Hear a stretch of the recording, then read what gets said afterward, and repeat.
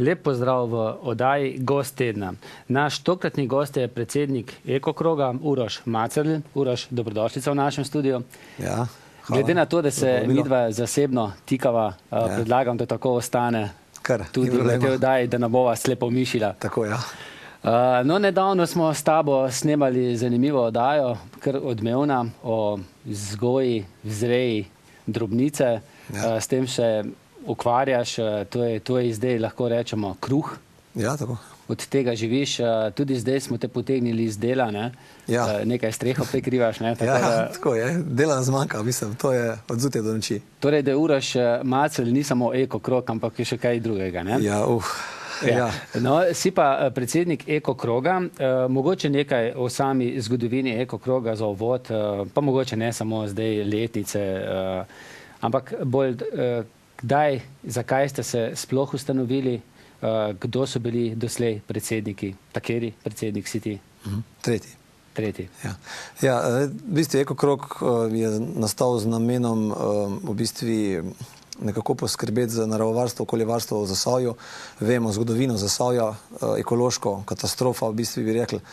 In sam Ekokrog se je formiral iz več civilnih iniciativ, ki so pa nastale zaradi nameravanega sežiga odpadkov v Lafarge cementu in nameravane gradnje komunalne sežigalnice v Termoelektrarni Trbovlje. Vse to je v bistvu pogojilo. Koliko let to nazaj seže? To je cirka 5 let nazaj, 6 let. Od ustanovitve civilne iniciative so bile že kako leto prej. Tako da vsa ta leta zdaj aktivno delamo. Zadnje čase aktivno na preprečevanju sežiganja odpadkov, nevarnih odpadkov v Lafarge cementu. Prej pa seveda tudi spremljamo vse druge zadeve, ukolikor nam čas to dopušča. Nažalost je tega časa premalo, pa bi ga rad imeli več tudi za ostale firme. In pa seveda, kar se tiče te komunalne sežigalnice, jaz mislim, da začasno, saj upamo, ne, da zavedno, ampak tukaj je treba biti zelo buden, ne. Je ta projekt v termoelektrarni ustavljen in upam, da termoelektrarna več ne razmišlja o takih neumnostih, po domače povedano, ne. Uroš, kdo ste bili v vodstvu doslej v Ekokrogu? Ti si zdaj v zadnjem obdobju? Ja, prva predsednica je bila Tina Mikuš, potem Davor Inženirič in jaz sem kot tretji. No, mnogi Ekokrog povezujejo tudi zelo prepoznavnim članom Boštjanom Piharjem, ampak on pa ni bil nikoli predsednik, ne? Ne, je pa eden zelo delovnih in udarnih aktivistov, ki pušča definitivno svoj pečat s svojim delom tudi v Ekokrogu. Vsi, ki spremljajo to zadevo, pač poznajo njegovo delo, brezkompromisen borec, ki pač pove, kar misli.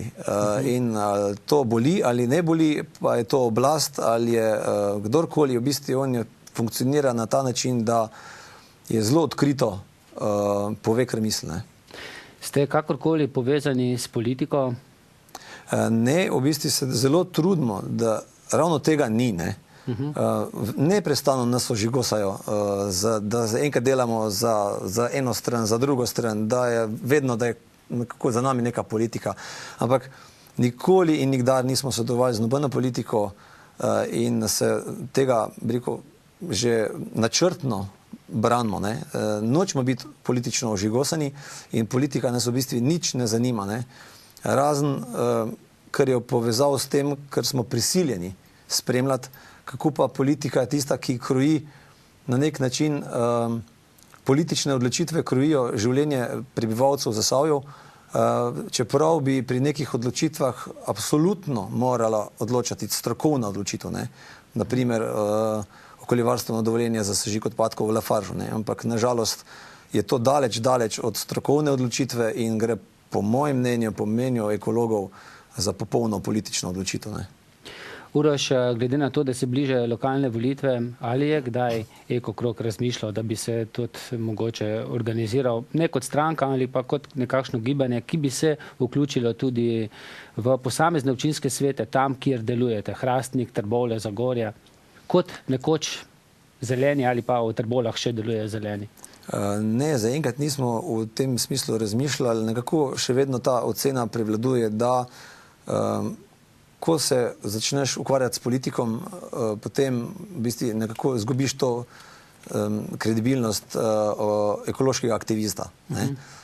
Je pa velikokrat res, ne, da pa verjetno, ne, da težko je brez politike neke cilje dosegati, ampak ocena zaenkrat je, da pa s politiko, takšno kot zdaj funkcionira v Sloveniji na tak način, ne, lahko samo zabredeš tam, kjer je najmanj potrebno, ne, da se v bistvu osmešiš, oblatiš in da je politika v tem trenutku v veliki meri nivo, kulturni nivo in tudi nivo kvalitete politike na slovenskem prostoru je na takem nivoju, da se mi enostavno teh igric ne gremo, ker to vsaj meni osebno deluje na peskovnik in otroški vrtec. No, ampak glede na popularnost ekokroga, se mi pa zdi, da bi lahko bili, ne vem, svojo listo na volitvah v občinske svete kar precej uspešni. Je pa res, ne, da se državna politika ne dela v občinah, v občinskih svetih, ampak še vedno v parlamentu. Ne. Ja, to je v bistvu zelo dobro razmišljanje. Ne. Načeloma, če bi tako gledal, ne, če bi imel neko moč v občinskih svetih, ne, stvar definitivno ne bi bila slaba. Ne. Če razmišljamo o zagorski občini, v bistvu ni potrebe, zato ker zagorska občina z izjemo, mislim, stranke Zares, je vse politične stranke absolutno nasprotujejo, če se pogovarjamo o sežigu odpadkov v Lafarge cementu. No, čeprav ima tudi Zares ne zelo različno mnenje od ostalih strank. Ne, ampak tako bi rekel, če gledamo, je enotno politika, pa ne glede na stranke praktično, proti sežiganju odpadkov v Lafarge cementu. Če pogledamo Trbovlje-Hrastnik, je tam zadeva drugačna in je zdaj vprašanje, koliko bi tam eden ali pa dva svetnika ali pa trije lahko naredili, čeprav tudi v teh občinskih svetih se najdejo ljudje, ki trezno razmišljajo in nasprotujejo tem, ne? Ampak to, kar se tam na teh občinskih sejah dogaja, je žalostno. Kako so te ljudje deležni raznih šikaniranj, potikanj in ne vem še vsega čega. Mogoče žalostno v tvojih očeh, ne? Mogoče pa bolj pluralno, ne? Več različnih mnenj. Ne? Če govorimo o občinskem svetu Zagorje, prevladuje eno mnenje. Ne? Ja, seveda. Ampak tam je problem v tem, da tega mnenja niti ne dovolijo povedati, izraziti, recimo, tako, da so tudi vse naredili, da ni prišli do referenduma, ki bi povedal, kakšno je... No, čeprav, Uroš, povedal bi referendum, kakšno je mnenje Trboveljčanov, kot je tudi povedal referendum, kakšno je mnenje Zagorjanov, ampak to je prazen papir.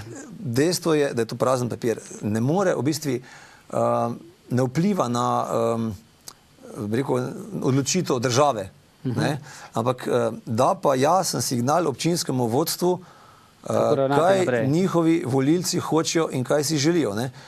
Nažalost, trboveljski župan, gospod Barovič, tega noče slišati. In tukaj imamo opravka z, vemo, protikorupcijsko komisijo, ki je seznanila ljudi z dopisovanjem gospoda Baroviča z direktorjem Lafargea, kjer so se dogovarjali okrog finančnih sredstev in tukaj se pač pokaže jasna slika tega, kako funkcionira politika v nasprotju z interesom svojih volilcev, ampak v interesu lastnega žepa. Ne?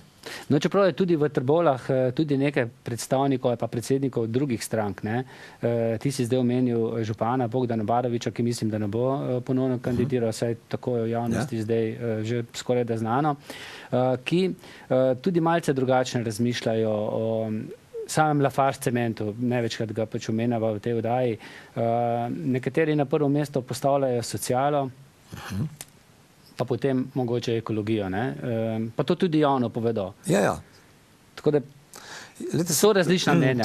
To je seveda za razumeti. Delovna mesta so važna. Ne?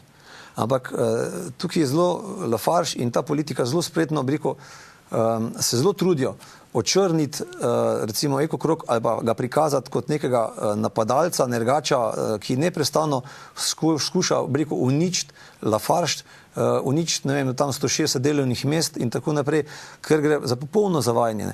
Treba je vedeti, da dokler je bila cementarna slovenska, je imela... No, Uroš, je pa tudi res, bila je slovenska, ampak okolje bistveno slabše, bistveno manj se je takrat vlagalo v okoljevarstvo. Ampak vse ta denar, ki ga je Lafarge vložil v ekologijo, je treba vedeti, da ga nič od tega ni naredil na lastno pobudo.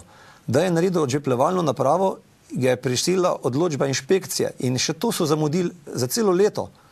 Da je treba vedeti, da so najprej pred odžepljevalno napravo poskušali najcenejšo varianto z nekim opihovanjem apna, ki se je potem pokazala kot popolnoma neprimerno. Tudi to je zasluga Ekokroga in ostalih okoljevarstvenikov, ne? Bi lahko rekli tudi, ja. Ampak dejstvo je, da je Evropa takrat pritiskala, da je bilo treba nekaj narediti, ampak še tukaj jim je država v bistvu za celo leto popuščala in še celo leto so zamujali.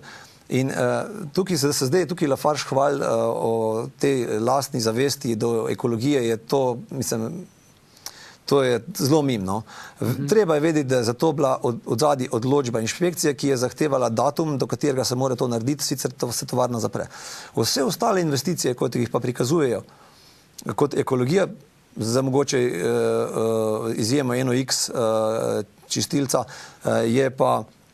so pa naprave v bistvu, ki pa so povezane z investicijo v sežig odpadkov in oni v bistvu to zelo lepo prikazujejo, ne, kot investicijo v ekologijo, ne, kar je narobe svet. Ne. Tako da te investicije, ko so jih oni pač v teh letih vložili v Lafarge, grejo samo v smislu v uvajanje novih goriv, ki so za Zasavčane toliko bolj strupena, toliko bolj navarna in za Lafarge toliko bolj zanimiva, ker jim prinašajo večje dobičke. Treba vedeti, dokler je bila slovenska cementarna, je imela tam 350 zaposlenih, danes jih ima 160. In dobičke so samo povečali. Na račun tega smo v bistvu Zasavci izgubili polovico zaposlenih, Lafarge pa, bo rekel, enormno dviga dobičke, jih odpelje v Francijo, nam pa ostane v bistvu to, da lahko na stotine ljudi dnevno kliče center za obveščanje, da v bistvu ni za zdržati, da smrdi, da je neznosen zrak. In to, kar sedaj, bi rekel, vsaj tisti prebivalci, ki živimo nekje v pasu kilometra do 2 okrog Lafargea doživljamo, to je pa tista druga slika, ki je pa povsem nasprotna od tega, ki pa jo sam Lafarge prikazuje o samem sebi. Ne? No, Uroš, mogoče bi se tu lahko dotaknila meritev. Ne vem, mislim, da si v Reporterju dejal, da Lafarge upravlja meritve in zato tistemu, ki upravlja meritve, plačuje. Ampak meni se to sicer zdi logično, ne? Ker se tiče pregleda, tehničnega pregleda mojega avtomobila, ne? Ja. Če se želim pač voziti, moram pač peljati po oblačenemu serviserju, da mi avto pregleda in jaz pač verjamem, da mi ga je dobro pregledal, da se pač lahko vozim. Ne? Mislim, da je to logično, da sami plačajo nekoga, ki ima certifikat od države, da lahko to dela. Vprašanje pa je, kakšen je ta certifikat? Ni vprašljiv certifikat. Recimo, dejstvo je, da je tukaj razlika. Če jaz pripeljem avto na tehnični pregled in ga ne bom naredil, ne? Tudi če grem drug dan na drug servis, zaradi tega ta firma, ki je delala tehnične preglede, ne bo propadla. Zaradi enega, zaradi mene osebno. Ne? Tukaj pa sam Lafarge nos bistveno večjo težo finančno pri sodelovanju z recimo Elektroinštituta Milan Vidmar ali pa pri sodelovanju pri meritvah z Zavodom za zdravstveno varstvo Maribor. Ne? Ta teža, ta finančni vložek Lafargea v to firmo je čist nekaj drugega, kot če pa jaz pripeljem en avto na servis. Ne? Uroš, pa ne gre verjeti potem zdravstvenem varstvu za zdravstveno varstvo Maribor. Po drugi strani pa, na primer, Zagorjani zelo verjamemo zdaj Zavodu za zdravstvo Ljubljana. Lete, to je, pač tako bom rekel, po vseh izkušnjah, ki jih imamo za Elektroinštituta Milan Vidmar, ki v bistvu ima podatke, pa jih ne da, ne? Po vseh izkušnjah, ki jih imamo za Zavod za zdravstveno varstvo Maribor, ki se obnašajo kot nek odvetnik Lafargea, v bistvu smo jih dobili tudi na zavajanjih in na lažeh, je noro razmišljati, da lahko tem ljudem še zaupamo. Te ljudje bi mogli samo strokovno izvedeti meritve. To, kar smo pa naše preučevanja teh meritev pokazale in potem ta interpretacija meritev samih teh ljudi, ki izvajajo meritve, kako se v bistvu na nek način postavijo v vlogo varuha oziroma odvetnika firme, ki jim plačuje meritve, namesto, da bi se po neki logiki postavili v vlogo varuha narave, ljudi, samih Slovencov, ki tukaj živimo. Ne? To je popolnoma zgrešen. Tukaj je tudi zgrešen to, da sama tovarna plačuje